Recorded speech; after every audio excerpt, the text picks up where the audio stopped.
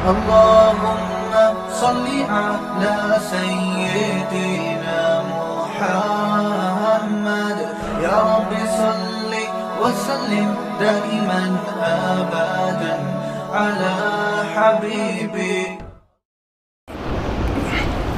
بسم الله الرحمن الرحيم. نحمده ونصلي على رسول الكريم. أما بعد فأعوذ بالله من الشيطان الرجيم. بسم الله الرحمن الرحيم. وقال الله تبارك وتعالى في القرآن المجيد والفرقان الحميد. أعوذ بالله من الشيطان الرجيم. بسم الله الرحمن الرحيم. يا أيها الذين آمنوا كتب عليكم الصيام كما كتب على الذين من قبلكم لعلكم تتقون أياما معدودات. وقال فمن شهد منكم الشهر فليصمه.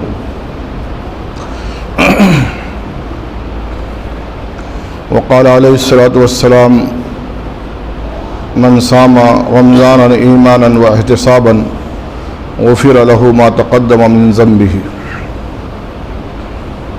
او كما قال علیہ الصلاۃ والسلام. محترم حضرات، الحمدللہ اللہ تعالیٰ نے ہم سب کو مزید ہمارے زندگی میں یہ رمضان کا مہینہ جو ہے ہم کو عطا فرمایا ہے. یہ اس کا احسان ہے. ہمارے اکابرین رمضان کے تعلق سے بہت زیادہ اہتمام کرنے والے تھے اور اس کا انتظار کرتے تھے کہ رمضان ہمارے زندگی میں آ جائے اور اس سے ہم لوگ فائدہ اٹھا لیں. بلکہ ہم نے بارہا سنا ہوگا کہ حضور صلی اللہ علیہ وسلم رجب سے دعائیں کرتے تھے رمضان میں پہنچنے کی، رمضان کو حاصل کرنے کی اور رمضان تک عافیت اور سہولت کے ساتھ منتقل ہو جانے کی حضور صلی اللہ علیہ وسلم اللہ سے دعا کرتے تھے. دعا کے الفاظ ہے اللہم بارک لنا فی رجب و شعبان و بلغنا الی رمضان، کہ اللہ ہمارے اس ماہ رجب میں اور شعبان میں برکت عطا فرما اور ہم کو جو ہے رمضان تک پہنچا دیجیے. تو حضور صلی اللہ علیہ وسلم کو بھی اس بات کا احساس تھا کہ رمضان تک ہم پہنچ پائیں گے کہ نہیں پہنچ پائیں گے یہ اللہ کے علم ہے. اس وقت تک زندہ رہیں گے، بقید حیات رہیں گے یا نہیں رہیں گے، یا اس سے پہلے دنیا سے رخصت ہو جائیں گے. اس لیے حضور صلی اللہ علیہ وسلم کو دعاؤں کا اہتمام کرتے تھے. اور ہمارے بزرگان دین کے درمیان میں اس بات کا یعنی فخر کا اظہار کیا جاتا تھا کہ ہمارے زندگی میں اتنے رمضان آئے اور اس سے ہم نے فائدہ اٹھایا. جیسے لوگ بولتے میں نے اتنے حج کیا ہوں اور میں نے اتنے عمرے کیا ہوں. تو جیسے لوگ اپنے عمروں کا تذکرہ کرتے ہیں کہ میں نے اتنے مرتبہ عمرہ کر لیا ہوں، اتنے مرتبہ حج کر لیا ہوں، تو ہمارے اسلاف اور ہمارے اکابرین اور ہمارے بزرگان دین یہ کہتے تھے کہ ہم نے اتنی مرتبہ رمضان ہماری زندگی میں آئے، یہ اللہ کی سعادت یا نعمت ہم کو حاصل ہوئی. تو یہ آدمی اگر تصور کرے کہ میں رمضان کا مہینہ مجھے ملا ہے تو گویا اس سے وہ فائدہ اٹھاتا. اور عام مہینوں کی طرح اگر آدمی رمضان کو بھی گزار دے، جیسے اور مہینے آ رہے ہیں ویسے رمضان کا مہینہ بھی آ گیا ہے، اور جیسے ایام ہوتے ہیں اور شب و روز ہوتے ہیں اور دن رات ہوتے ہیں، ویسے یہ بھی دن رات آئے ہیں اور اس میں نعوذ باللہ کوئی فرق نہیں ہے اور مہینوں کے مناسبت سے. تو گویا آدمی بے حس ہے اور غافل ہے اور حضور کی دعا کے مطابق بدبخت کہ رمضان کا مہینہ آتا ہے پھر بھی اس کے اندر کوئی بیداری پیدا نہیں ہوتی، کوئی حرکت پیدا نہیں ہوتی، کوئی تحریک پیدا نہیں ہوتی، کوئی جو ہے اللہ سے تعلق اور جو ہے قریب ہونے کا جذبہ پیدا نہیں ہوتا ہے کہ رمضان آیا ہے انشاءاللہ میں 11 مہینے تو جو ہے میں کیا کرتے رہا، غفلت ہوتے رہی، نمازوں میں غفلت ہوتے رہی، طہارت میں غفلت ہوتے رہی، ان کے معاملات کے اندر غفلت ہوتے رہی، اور میرے 11 مہینے جو ہے اپنے نفس کے غلامی میں اور اپنے خواہشات کے غلامی میں گزرتے رہے۔ ہم لوگ اپنے 11 مہینوں کا جائزہ لیں گے تو نظر آئے گا کہ آدمی اپنے خواہشات کے مطابق زندگی گزارتا رہا کھانے پینے کے اندر، اور اپنے چونچلے اور اپنے ضروریات پوری کرنے کے اندر زندگی گزارتا رہا۔ یہ 11 مہینے میں اپنا جائزہ لوں گا تو نظر آئے گا کہ میں اپنے خواہشات کا غلام بنا ہوا تھا، نفس کا غلام بنا ہوا تھا، اور اپنے جو ہے مرضی کا غلام بنا ہوا تھا، اپنی انا کا غلام بنا ہوا تھا۔ اس نفس کی غلامی سے نکالنے کے لیے اور اپنے پیٹ کی غلامی سے نکالنے کے لیے اور اپنے خواہشات کی غلامی سے نکالنے کے لیے اللہ تعالیٰ نے کیا دیا؟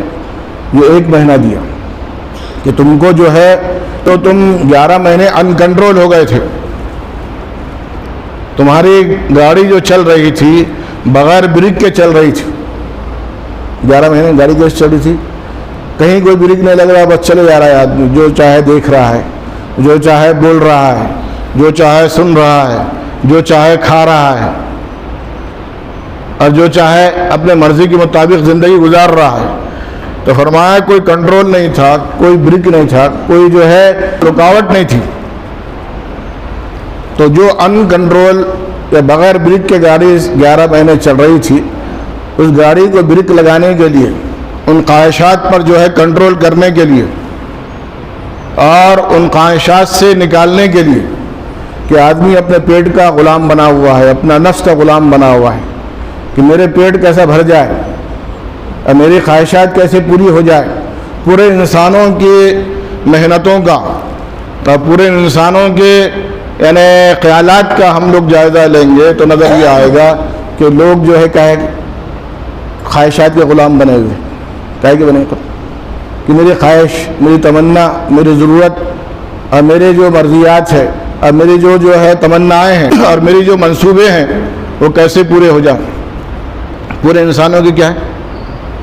کوششوں کا ثمرہ اور کوششوں کا خلاصہ یہ ہے، جتنے لوگ محنت کر رہے ہیں، جس لائن سے بھی محنت کر رہے ہیں، سب کا مطلب کیا رہتا ہے کہ ان محنتوں کے ذریعے سے میرے تمنائیں پوری ہو جائے، میرے خواہشات پورے ہو جائے، میرا پیٹ کیسے بھر جائے اور میری ضروریات کیسے پوری ہو جائے، اور میرے جو چونچلے اور جو مرضیات ہے وہ کیسے پوری ہو جائے۔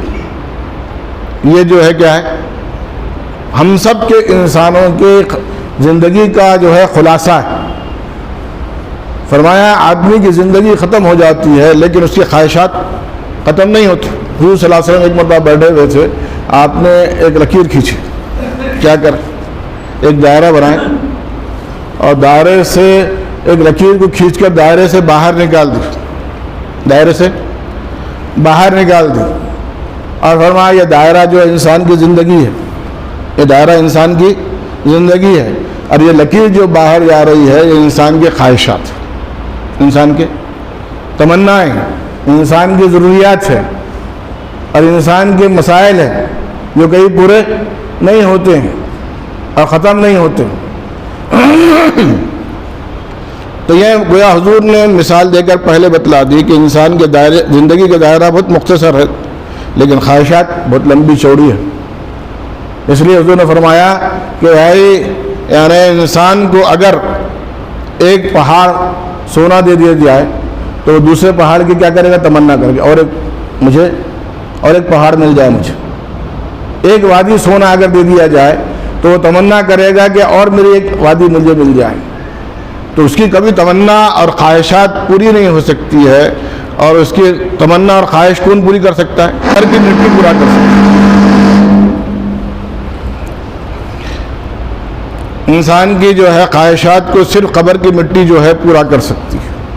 تو یہ میں کہہ رہا تھا کہ انسان کی اپنی نفس کی غلامی سے نکالنے کے لیے، خواہشات کی غلامی سے نکالنے کے لیے اللہ تعالیٰ نے کیا دیا؟ یہ روزہ دیا کہ بھائی تم جو ہے اپنے مرضی کے مطابق 11 مہینے زندگی گزارتے رہے، اب یہ مہینہ ملا ہے آپ کو اپنے مرضی کے مطابق زندگی نہیں گزارنا ہے۔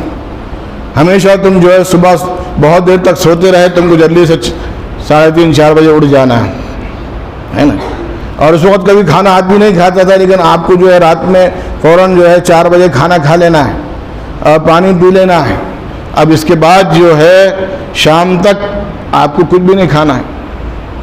کھانا کھانا جائز تھا، پانی پینا جائز تھا، اپنے بیوی کے قریب جانا جائز تھا، یہ تمام چیزیں انسان ہمیشہ کرتے آ رہا تھا، لیکن فرمایا رمضان کے اندر یہ کہہ دیا گیا کہ اب آپ کو شام تک یہ تمام چیزیں نہیں کرنا ہے نا۔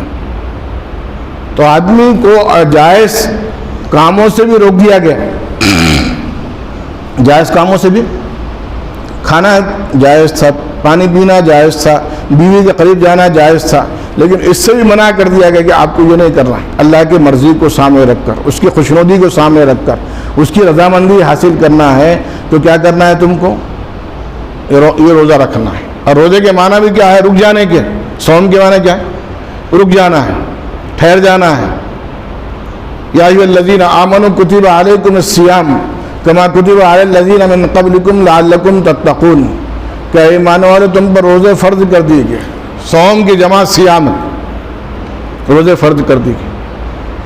ایسا نہیں کہ بھئی تمہاری مرضی ہے تو روزے رکھو، تمہاری سہولت ہے تو روزے رکھو، تمہاری جو ہے یعنی خواہش ہے تو روزے رکھو اور چھوڑ سکتے، ایسا کتب علیکم الصیام، تم پر روزے فرض کر دیے گئے۔ اب اس میں کوئی گنجائش نہیں ہے، کوئی رعایت نہیں ہے، اور کوئی اس میں آدمی مصالحت نہیں کر سکتا ہے وہ ایسا مرضی رہیں گے تو میں روزہ رکھوں گا، ذرا سا اگر سفر آیا تو میں چھوڑ دوں گا، اور کوئی بیماری ذرا سا کی آ گئی تو میں چھوڑ دوں گا، ایسا نہیں ہو سکتا۔ کتبہ کے معنی آتے ہیں فرض کر دیے علیکم الصیام، تم پہ روزے فرض کر دیے، اور تم پر بھی روزے نہیں فرض کیے گئے تھے کما کتب علی الذین من قبلکم، تم سے پہلے بھی جتنے لوگ تھے ان پر بھی روزوں کا معمول تھا، ان پر بھی روزے فرض کیے گئے تھے، تم کو احسان نہیں کر رہے روزہ رکھ کر، اس سے پہلے بھی لوگ روزے رکھتے ہوئے آئے ہیں۔ اور روزے کا جو معمول ہے اور جو طریقہ ہے وہ اور قوموں کے اندر بھی رائج چل رہا ہے، آپ ہی روزہ نہیں رکھ رہے بلکہ اور قوموں کے اندر بھی ان کی مختلف شکلیں ہیں روزہ رکھنے کی۔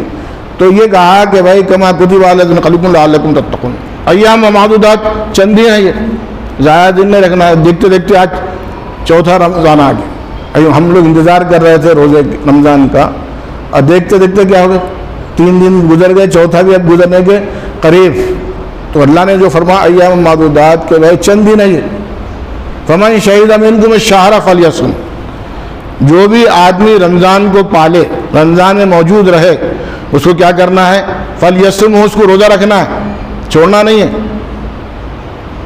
ہم لوگ ملاقات کر وہاں تھوڑا مسئلہ تھا، میں نے جو ہے روزہ چھوڑ دیا، اس کا کچھ کفارہ بتائیے آپ، اس کی تلافی کیا ہو سکتی ہے بتائیے۔ تو آدمی اگر روزہ رکھ کر اپنے نفس پر کنٹرول نہیں کرنا سیکھا اس نے، تو پھر وہ کبھی کنٹرول نہیں کر سکتا، کبھی بھی کنٹرول۔ یہ کنٹرول کرنے کا مشق ہے اور تمرین ہے، ایکسرسائز ہے کہ آدمی نفس کے غلامی سے نکل جائے، اس پر کنٹرول، ضبط پیدا ہو جائے، تحمل پیدا ہو جائے، قوت برداشت پیدا ہو جائے۔ اور جو آدمی جس کے اندر قوت برداشت ہو اور نفس پر کنٹرول ہو تو گویا وہ کامیاب، ان کنٹرول کبھی کامیاب نہیں ہو سکتا۔ نفس پر کنٹرول کرنے کے لیے اور خواہشات پر کنٹرول کرنے کے لیے اور پیٹ پر کنٹرول کرنے کے لیے اور جو ہے اپنی جو ہے زندگی پر کنٹرول کرنے کے لیے اللہ تعالیٰ نے کیا دیا ہے؟ روزہ دیا ہے۔ تو جو آدمی کامیاب انسان وہ ہے جو کنٹرول کرنے کا عادی ہو، تحمل کرنے، کہاں پر کنٹرول کرنا ہے، کہاں پر نہیں کرنا ہے، کہاں پر رک جانا ہے اور کہاں پر جو ہے بولنا ہے اور کہاں پر جو ہے چلنا ہے اور کہاں پر رک جانا ہے، یہ چیزوں کا واقفیت ہونا چاہیے۔ اس پر آدمی یعنی پابند ہو جائے یا کاربند ہو جائے، اس کے لیے اللہ تعالیٰ نے روزہ دی۔ روزے کے جو حکمتیں ہیں اور جو اس کے اندر جو فوائد ہیں اور جو اس کے پیچھے جو ہے یعنی اللہ کی جانب سے جو ہے کہ انسان کی تربیت کیسے ہو سکتی ہے، وہ روزے کے ذریعے سے کروائی جا رہی ہے کہ آدمی جب جائز خواہشات کو بھی چھوڑ دے گا اور جائز چیزوں کو بھی چھوڑ دے گا اور حلال چیزوں کو بھی چھوڑ دے گا تو لامحالہ پھر ناجائز چیزوں کو چھوڑنا آسان ہو جائے گا۔ آدمی ایک شوگر کا بیمار ہے، مریض ہے، وہ کبھی جو چھپ چھپ کے کیا کرتے رہیں گے، جلیبی کھاتے رہیں گا، مٹھائی کھاتے رہیں گا، وہ آدمی رکتا نہیں، تو بولے منع کر دیے کہ آپ کو ذرا چاول سے پرہیز کرنا ہے اور آپ سے میٹھی چیز سے پرہیز کرنا ہے، لیکن اس کے اندر مزید اس کی طلب پیدا ہوتی اور خاموشی سے وہ کھا لیتا ہے۔ لیکن فرمایا کہ ایک روزے دار جب آدمی روزہ رکھتا ہے، اس کے سامنے پانی ہوتا ہے، کھانا ہوتا ہے، زمزم بھی رکھ دیا جائے اور اپنی بیوی بھی سامنے موجود ہو تو وہ نظریں اٹھا کر نہیں دیکھتا، اتنے اندر اس کے اندر ضبط کی مادہ پیدا ہوتا، قوت برداشت پیدا نہیں، مجھے نہیں دیکھنا ہے، میں اس میں انشاءاللہ کیا کروں گا، پابندی کروں گا کہ میری نظریں بھٹکیں گی نہیں، میری زبان بھٹکے گی نہیں، میرے قدم بھٹکیں گے نہیں، میرے خواہشات بھٹکیں گے نہیں، اور میں جو ہے اللہ کے مرضی کو، اس کی خوشنودی کو سامنے رکھ کر یہ مہینہ گزار لوں گا، یہ مہینہ گزار لوں گا، تو انشاءاللہ پھر روزے کے ذریعے سے کیا ہوتی ہے، اس کی تربیت ہونا شروع ہو جاتی ہے۔ امام مجدد الفسانی رحمۃ اللہ علیہ نے کہا کہ روزہ جو ہے یا رمضان کا مہینہ دل کی طرح ہوتا ہے، کیا ہوتا ہے، دل کی طرح ہوتا ہے، اور دل کے بارے میں حدیث میں آیا، الا ان فی الجسد مضغۃ اذا صلحت صلح الجسد کلہ واذا فسدت فسد الجسد کلہ، کہ انسان کے جسم میں ایک لوتھڑا ہے، اگر وہ صحیح ہو جائے تو پورا جسم صحیح رہتا ہے، اگر وہ بگڑ جائے تو پورا جسم فاسد ہو جاتا ہے۔ اور ظاہری اعتبار سے بھی، جسمانی اعتبار سے آدمی برابر اپنے دل کی جو ہے کیا کرتا رہتا، جائزہ لیتا ہے، کتنی حرکت کیسی ہے، کم زیادہ تو نہیں ہوئی، لو ہے کہ پریشر زیادہ بڑھ گیا، ہائی ہو گیا۔ دل اگر صحیح ہے تو آدمی صحیح ہے، جہاں دل کی حرکت بگڑ گئی، قابو سے باہر ہو گئی، کم زیادہ ہو گئی تو آدمی کیا ہو جاتا ہے، پریشان ہو جاتا ہے۔ تو ویسے ہی فرمایا کہ رمضان کا مہینہ دل کی طرح ہے، 11 باقی مہینوں کے مقابلے میں یہ دل صحیح رہے گا، رمضان کا مہینہ صحیح رہے گا تو انشاءاللہ باقی 11 مہینے بھی صحیح رہیں گے، 11 مہینے بھی صحیح رہیں گے۔ اس اعتبار سے زیادہ تفصیل میں نہیں جانا ہے، اس اعتبار سے یہ کوشش کرنا ہے کہ بھائی ہم لوگ اپنا جائزہ لیں۔ لوگوں نے کہا کہ وہ رمضان کا مہینہ آتا ہے تو بہت سے لوگ کیا کرتے ہیں، جیسے پہلے تھے ویسے ہی ہے، کوئی اپنے ان کے اندر تبدیلی نہیں آتی۔ میں اپنا جائزہ لے رہا ہوں کہ رمضان بھی آیا تو میرے اندر کوئی تبدیلی نہیں آ رہی، جیسا میں پہلے تھا ویسی چھو، جیسے میری نظریں خراب تھی، بھٹکتی تھی، ویسی میں بھٹک رہا ہوں، جیسے میں جھوٹ بولتا تھا ویسے جھوٹ بول رہا ہوں، جیسے غیبت کرتا تھا ویسے غیبت کر رہا ہوں، جیسے لوگوں کے ساتھ میرے معاملات تھے اور خیالات تھے ویسی ہے۔ تو میں نے رمضان کے اعتبار سے کچھ کیا نہیں کیا، کوئی تیاری نہیں کی، اور کوئی اس کا احساس نہیں ہے اور اس کا کوئی شعور نہیں ہے۔ تو فرمایا بعض ایسے قسم انسانوں کی یہ ہوتی ہے کہ جو رمضان میں آنے کے بعد ہی ویسی کیفیت ہے جو پہلے تھی، جو پہلے تھی ویسی ہے، دم تیڑی کی تیڑی ہے۔ تو فرمایا ایسے لوگوں کے لیے رمضان، ایسے لوگوں کے لیے حضور نے بددعا تھی کہ رمضان کا مہینہ آ رہا ہے پھر بھی ان کے اندر تبدیلی نہیں آ رہی، وہ اپنے گناہوں کی معافی نہیں کروا رہے اور ویسی رمضان بھی گزر جا رہا ہے۔ تو ان سے بڑھ کر بدبخت اور ان سے بڑھ کر منحوس اور ان سے بڑھ کر محروم کوئی نہیں ہے۔ بعض لوگ کیا ہے، فرمایا رمضان آیا تو بھائی دن بھر روزہ رکھنا، رات اور سوتے رہنے کا ہے، کوئی کرنا ہے، کچھ بھی نہیں کرنا۔ حضور نے فرمایا کہ روزہ کھاؤ تو کیا پڑھو، تمہارا وظیفہ کیا ہے؟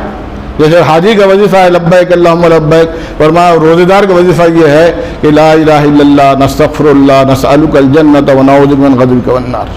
اے اللہ ہم آپ کے توحید کا اقرار کرتے ہیں، آپ سے ہمارا تعلق ہے، لا الہ الا بول کر یہ آدمی اس بات کا اظہار کرتا ہے کہ میں آپ کا توحید کا، آپ سے تعلق کا، آپ سے وابستگی کا، آپ کے ایمان کا اظہار کرتا ہوں لا الہ الا پڑھ کر۔ مستقل پڑھتے رہنے کا کوئی زبان، کوئی بوجھ نہیں ہے، کوئی تکلیف نہیں ہے کہ آدمی لا الہ الا کا مذاکرہ کرتے رہے، وظیفہ پڑھتے لا الہ الا اللہ نستغفر اللہ، اے اللہ ہم استغفار کرتے، ہمارے روزے ویسے نہیں ہیں، ہماری تراویح ویسی نہیں ہے، ہمارا رمضان ویسا نہیں ہے جیسا ہونا چاہیے، اس کے لیے ہم کیا کر رہے، توبہ کر۔ ہمارے نامہ اعمال میں گناہ ہی گناہ پڑے ہوئے، میں گناہ گار ہوں تو استغفر اللہ پڑھ رہا ہوں، لا الہ الا اللہ نستغفر نسألک الجنت، اے اللہ ہم آپ سے جنت کا سوال کرتے ہیں، درخواست کرتے ہیں.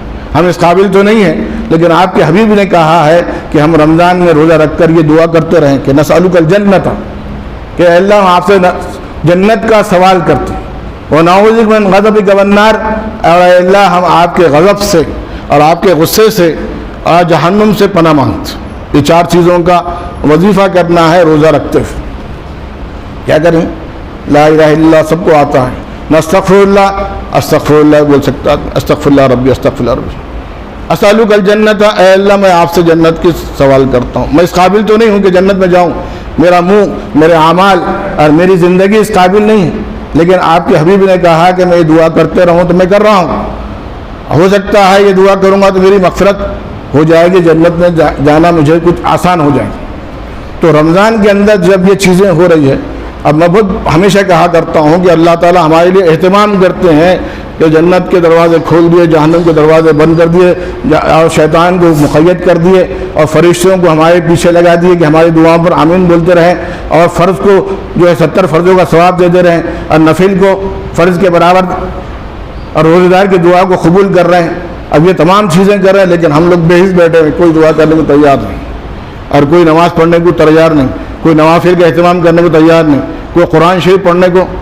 قرآن کے ساتھ وابستگی ہے اس رمضان کے اندر کہ شہر رمضان الذی انزل فیہ القرآن، کہ رمضان کا مہینہ ہے جس میں قرآن کو نازل کیا گیا ہے، تو قرآن کا اہتمام کرنا چاہیے کہ ہم لوگ ہمارا قرآن ختم ہو جائے. اگر تہجد میں ایک پارہ پڑھ لی ہم نے، اور جو ہے ایک عصر کے بعد پڑھ لی، 2 قرآن ختم ہو جائیں گے. حافظ صاحب کے پیچھے نماز پڑھ رہے ہیں ہم تو ایک انشاءاللہ وہ قرآن کا ثواب مل جائے گا. تو یہ میں مختصر باتیں کر رہا تھا.